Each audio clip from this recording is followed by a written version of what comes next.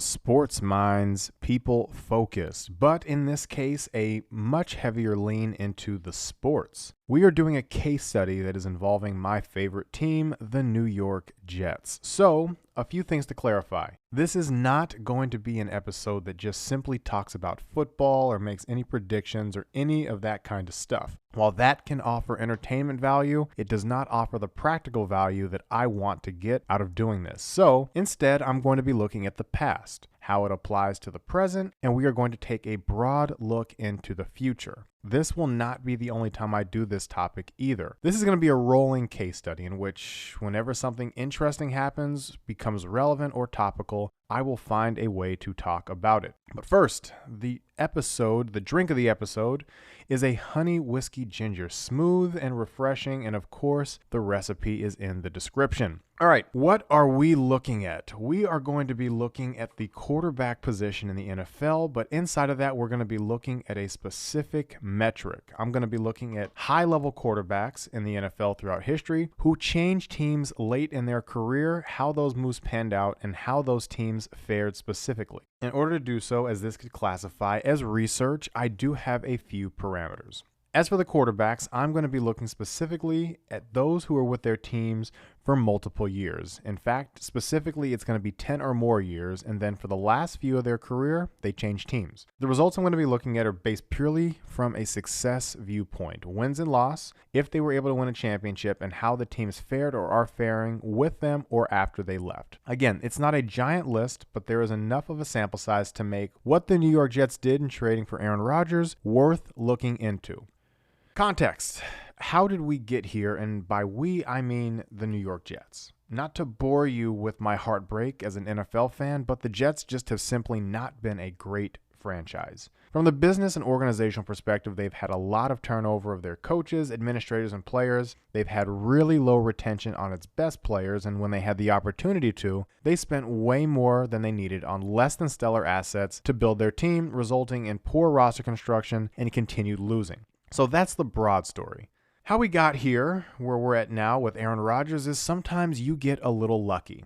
You hire a few great people, they work together, they put together a foundation that grows, and you can see progress taking place, which is great. Until progress happens quicker than expected and not everybody is ready. In this case, the now previous quarterback, Zach Wilson, was not ready to lead a team that had a top 5 defense and enough on offense to be competitive. The result was a very fast start and a very stunning collapse at the end of the season that in many organizations would get people fired. But luckily for the head coach, Robert Saleh, and general manager, Joe Douglas, they did not, and they decided to swing big to get one of the best players in NFL history, Aaron Rodgers. So here we are. We now get to see another high-profile quarterback swap teams in an attempt to win a championship for an organization that is starved to do so. Is there risk? Absolutely. If this fails, years are wasted and it could result in 10 more years of dismal football for Jets fans. Oh, and everyone's going to be fired. Is there potential reward? Absolutely. Oh my God, absolutely. The thought of the Jets winning a championship in my lifetime is something that I've had multiple dreams about. And the fact that they could do it with a bunch of young players on cheap contracts is exactly how you want to do it in the NFL. It could work, but it could also be a miserable experience that gets added to the list of failed experiments in NFL history. All right, enough with that. What are we looking at? I have in my sample selection 11 quarterbacks that range throughout NFL history that were all on a team 10 years or longer before switching teams. First, though, a question. Why does a quarterback switch teams? Quarterbacks switch teams oftentimes because their teams no longer want to keep them on the roster. I mean, it's as simple as that with sports. And another team has a need and they want to bring that player in. Easy. It's a transaction. That's really all professional sports is. And anytime a prominent quarterback becomes available, teams are going to be interested, especially those that believe they are one player away from winning a championship. Sometimes, and it's been shown, that the quarterback can be that missing link. The names are as followed, and I will be going in order of these as well. Johnny Unitas, Joe Namath, Joe Montana, Randall Cunningham, Brett Favre, Peyton Manning, Donovan McNabb, Tom Brady, Phillip Rivers, Matt Ryan, and Matthew Stafford. The eras of these quarterbacks are all different, so this will be less of a breakdown of them, more of a breakdown of circumstance and the results of the switch.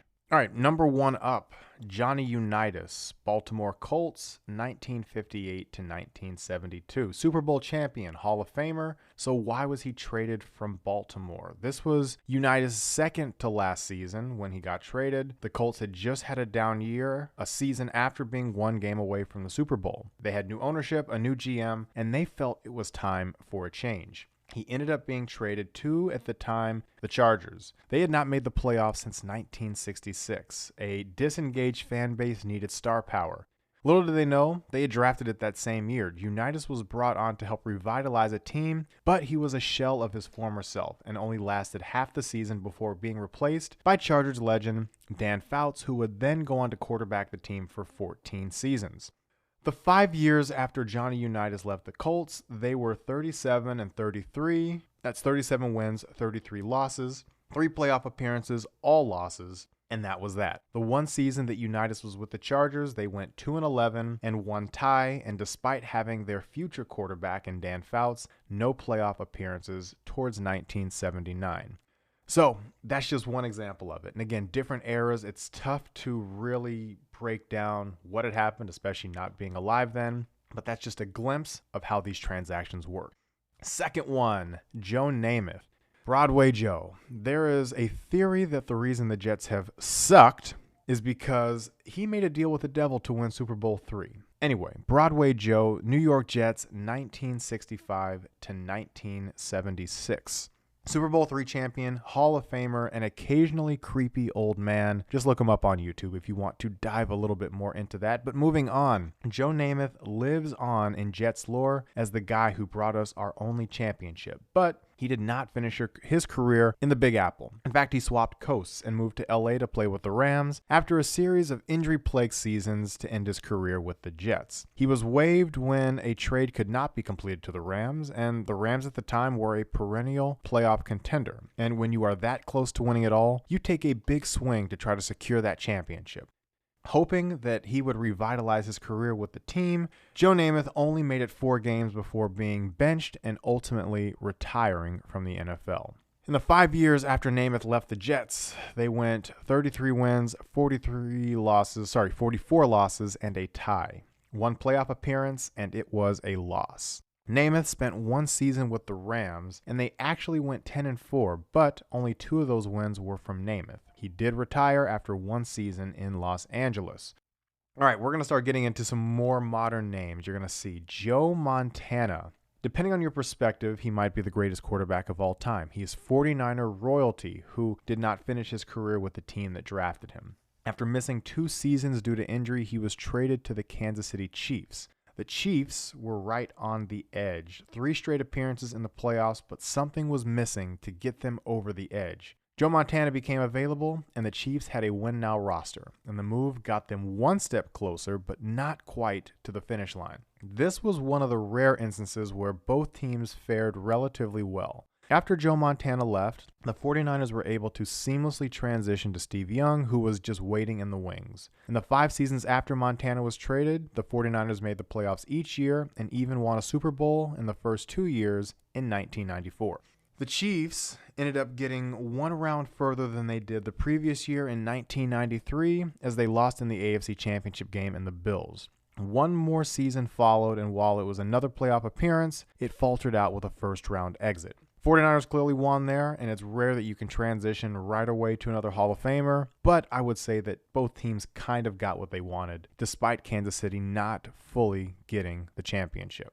A name that you probably weren't expecting to hear on this list, Randall Cunningham. He fit all the criteria to be here, and he kind of gets lost in NFL history, but he was an incredible quarterback. The theme so far that you've noticed is great careers early, injuries late, and then the team decides to move on, or in this case, the player retires. Randall Cunningham, after 10 years with the Eagles, 1985 to 1995, called it quits after that 95 season, took a year off before being signed by the Minnesota Vikings as a backup, and that was in 1997. It was not until his 1998 season that he lit the league up, leading the Vikings to a 15-1 season, but falling just short of a Super Bowl appearance in a game that haunts Vikings fans to this day. While this is on the list, the circumstances are very different. This was not a trade or a design move where both teams had something to gain. And how it happened was quirky in nature. But it still fit the criteria, and it is proof that a change of scenery can do wonders for someone's career.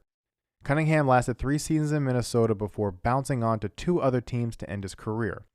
After Cunningham left the Eagles, it would not be until 1999 when they would draft Donovan McNabb, and they would find themselves in the playoffs a year later.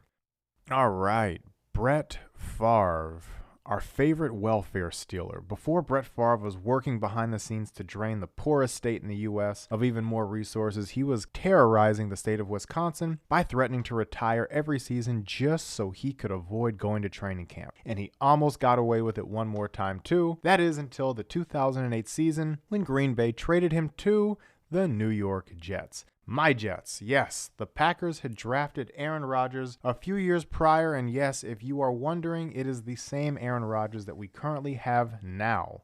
So we'll expect to have Jordan Love in 15, 16 years too, but I digress. But a few years on the bench, the organization felt as if they were ready to move on with Rodgers as their quarterback. Favre was beloved in the city, and he had just taken the Packers 1 game away from the Super Bowl, even though he screwed that up too.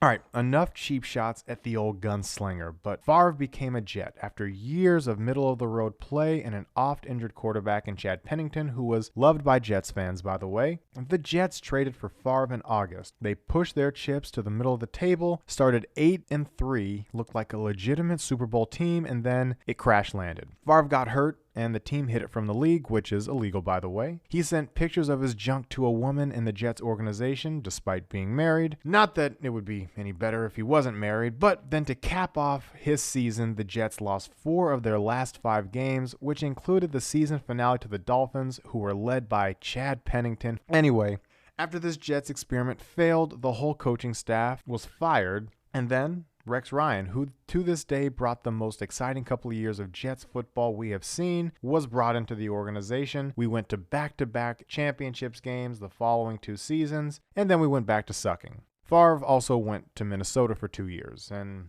it's a footnote in history. The Packers, well, they were fine. They had Aaron Rodgers. They won a Super Bowl in 2010, a couple years later, and they were title contenders every season he was there. Seriously, they went from Brett Favre to Aaron Rodgers. They got 30 years. That is 3 decades of Hall of Fame quarterback play. They also only got 2 championships to show for it, but that is a different argument. They literally hit the lottery and had a seamless transition, and now they are going to try it again with Jordan Love.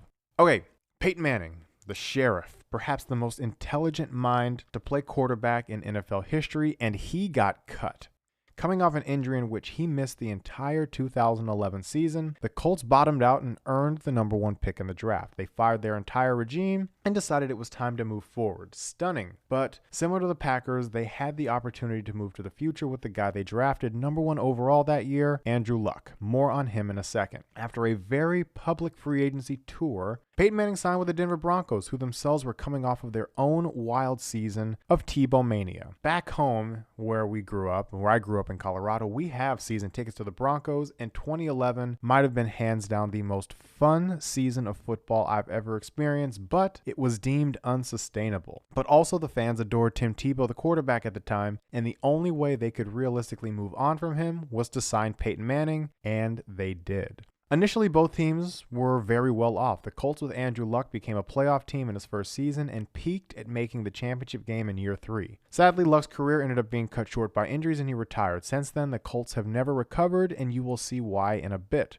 The Broncos, though, they won, and they won big. Peyton Manning was in Denver for 4 seasons. They had 4 straight division titles, 2 Super Bowl appearances, and a Super Bowl win. Peyton Manning has also remained a fixture in the organization and the community post-retirement, and when acquiring a big-name quarterback, this might be the absolute peak result you can achieve.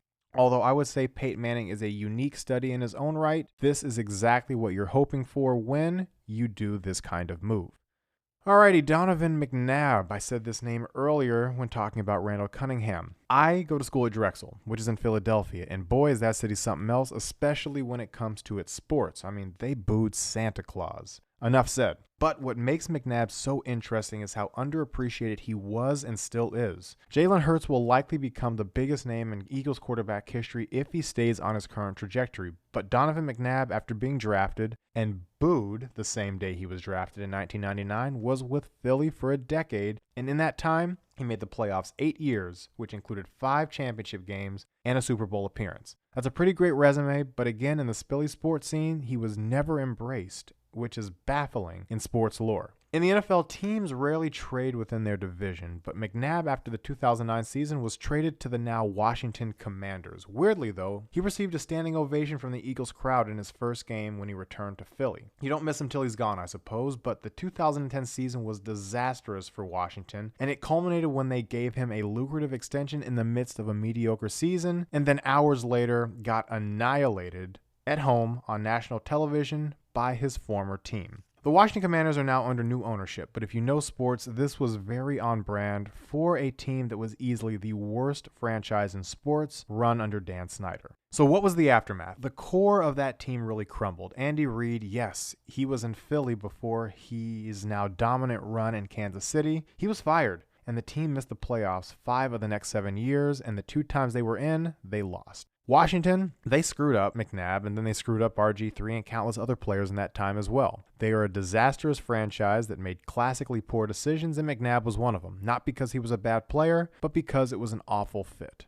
Next up, Tom Brady. Now, I believe he is the greatest of all time. Not the best, but the greatest, and I believe there is a difference. Anyway, 19 years in New England, 7 Super Bowl championships, 9 appearances in the big game, never missed the playoffs when he was healthy for a full season. It's an incredible resume that speaks for itself, so even he couldn't retire in New England. And I'm sure there will be a book about it, but let's be honest, 19 years is a lot. Brady and Belichick had run their course together. Now, it turned into an argument of who is greater, especially after Brady won a championship without him, but I think that is a fruitless argument. They were both great.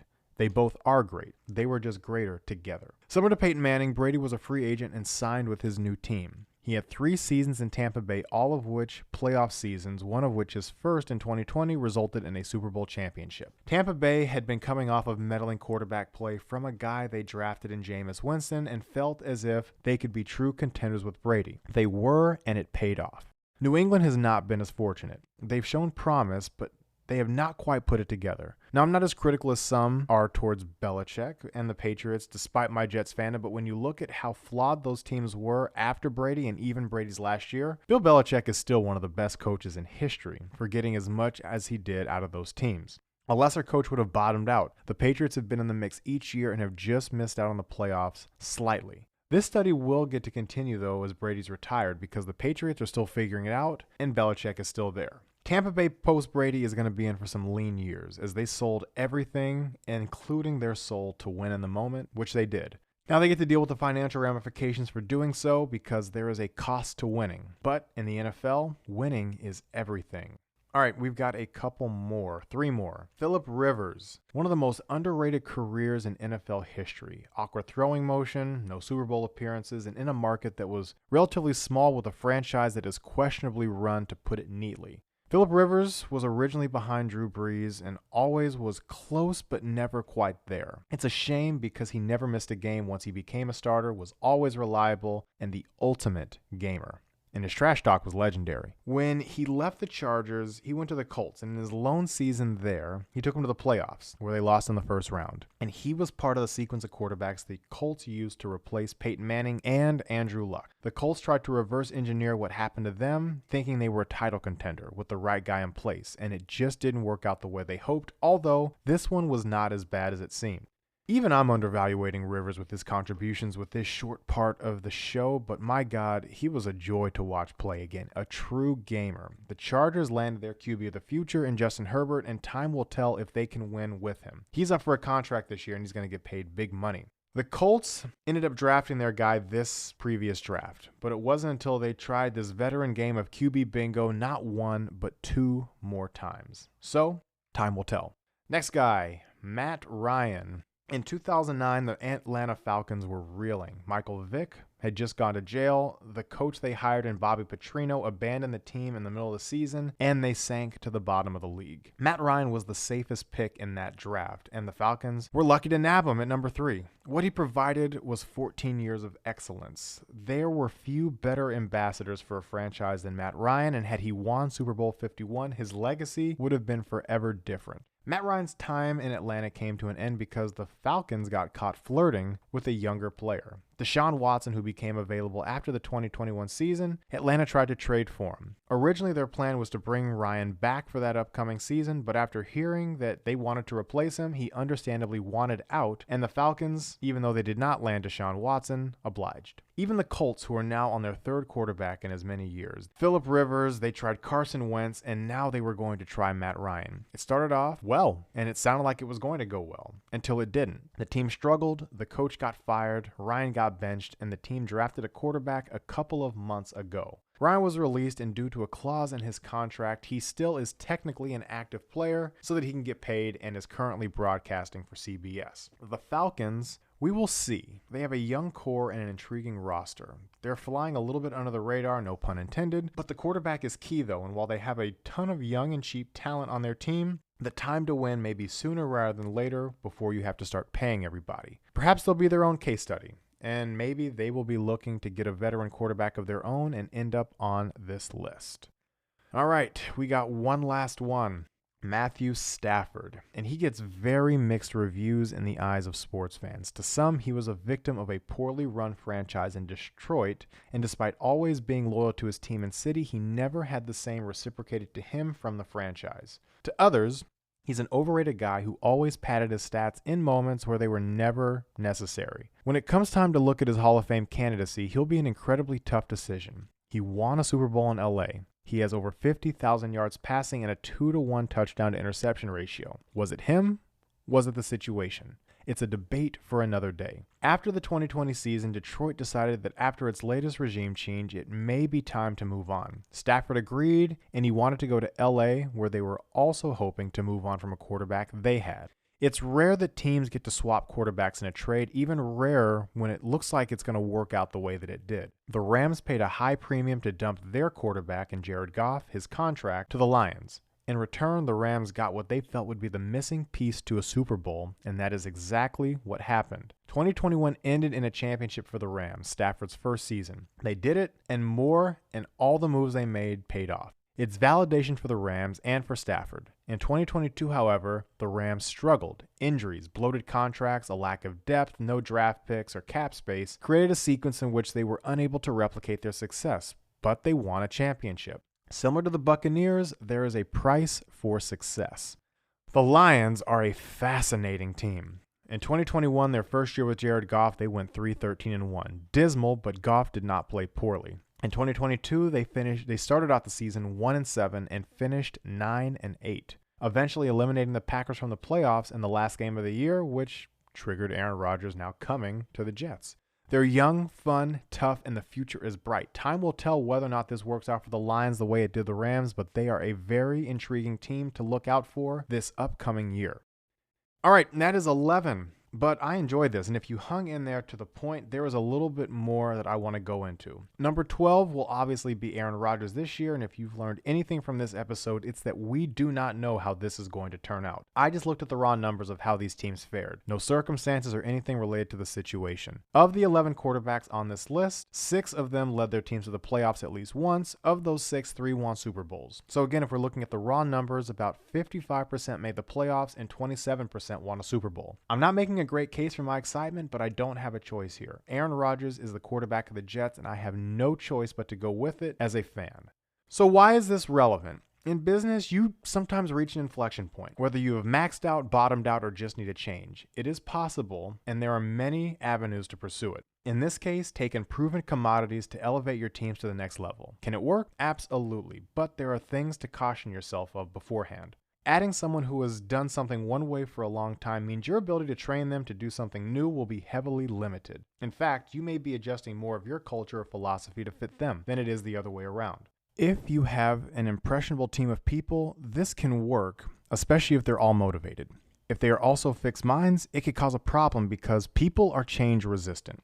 Another issue is cost that comes with it. You are likely spending a high dollar amount for success, and when people spend, they expect a return on that investment, if not right away, soon after. If the plan struggles or gets off to a slow start, does everyone panic or do they stay the course? If you don't have the right culture in place, things can go off the rails really quick, which is even more costly, both in money and in human capital. Expectations come with the cost. Someone who's a name brand and comes in with that extra sauce and sizzle, people want to see if they actually live up to the hype. All eyes are going to be on that person and those who signed off on the move. Anything short of greatness is deemed a disappointment. All right, that'll wrap it up. This was fun, and I hope you enjoyed the history behind it. As I said, sports can provide many lessons that are transferable to a professional setting. How you apply the information is up to you. All right, see you next time. I'm out.